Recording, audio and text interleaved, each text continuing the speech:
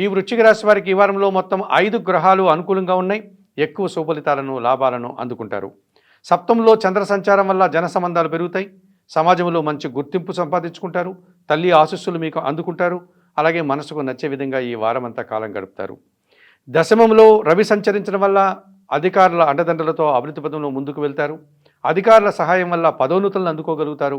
ప్రభుత్వం నుంచి సహాయం అందుకోగలుగుతారు. తండ్రి నుంచి కూడా లాభాలను అందుకుంటారు. దశమంలో బుధ సంచారం వల్ల అనుకోకుండా వృత్తి ఉద్యోగ వ్యాపారాల్లో నిజాయితీగా పనిచేసి మంచి అభివృద్ధిని, ఆదాయాన్ని, పేరు ప్రఖ్యాతలని తెచ్చుకుంటారు. దశమంలో కేతువు సంచరిస్తున్నాడు. నిరాడంబరంగా, నిజాయితీగా, నిబద్ధతతో పనిచేసి వృత్తి ఉద్యోగ వ్యాపారాల్లో బాగా రాణిస్తారు. అధికారుల అండదండలు, వారి అభినందనలు, భగవంతుని ఆశీస్సులు కూడా అందుకుంటారు. అష్టమంలో గురువు సంచారం వల్ల విద్యా సంబంధమైన విషయాలంతా ప్రతికూలంగా ఉంటాయి. చిన్న చిన్న అనారోగ్య సమస్యలు ఇబ్బంది పెడతాయి. మీ మాటల వల్ల ఆత్మీయులతో అభిప్రాయ భేదాలకు అవకాశం ఉంది. ఈ రాశి వారికి వారంలో ఆది, శుక్ర, శనివారాలు అనుకూలంగా ఉన్నాయి. దానాలు ఇచ్చేటువంటి క్రమంలో కొన్ని శనగలను గురువారం రోజు పేదవారికి దానం చేయండి. స్తోత్రపారాయణ విషయంలో గురుచరిత్రను ప్రతినిత్యం చదువుకోండి. ఆలయ సందర్శన కార్యక్రమంలో భాగంగా వృశ్చిక రాశి వారు దత్తాత్రేయ స్వామివారిని దర్శించి నమస్కరించుకోవడం వల్ల సంతోషంగా, ప్రశాంతంగా ఉండగలుగుతారు.